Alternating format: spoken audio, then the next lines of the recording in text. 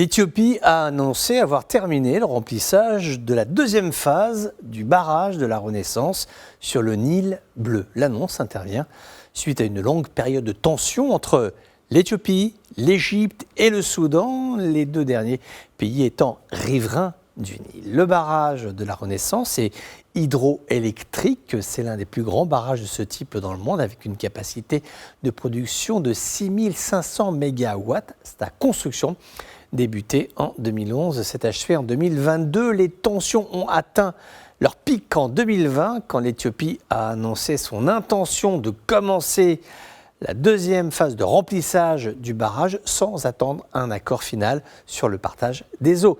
Les tensions ont légèrement diminué l'année dernière quand a été signé un accord sur le cadre juridique des négociations. Maintenant, rien n'est réglé. Les discussions sont toujours en cours. La fin du remplissage, de la seconde partie du remplissage du barrage de la Renaissance est un tournant pour l'Éthiopie puisque le pays savoure une victoire importante. Elle est presque allée au bout de son projet. Envers et contre tout, cela va permettre à ce grand pays d'Afrique de l'Est de produire de l'électricité à grande échelle et de développer son agriculture. L'objectif à terme est de contribuer à réduire la pauvreté et également stimuler la croissance. Pour l'Égypte, les préoccupations, elles demeurent. L'Égypte craint que ce barrage ne réduise les débits du Nil et n'affecte son approvisionnement en eau potable. Les autorités du Caire ont entrepris des mesures étonnantes de réduction de la dépendance vis-à-vis des eaux du Nil. Un certain nombre de barrages, de réservoirs sont en construction sur le fleuve ainsi que ses affluents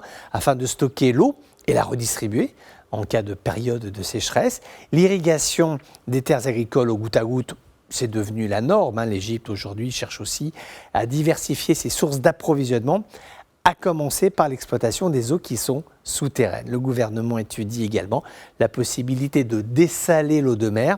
C'est un processus coûteux, mais parfois on n'a pas le choix.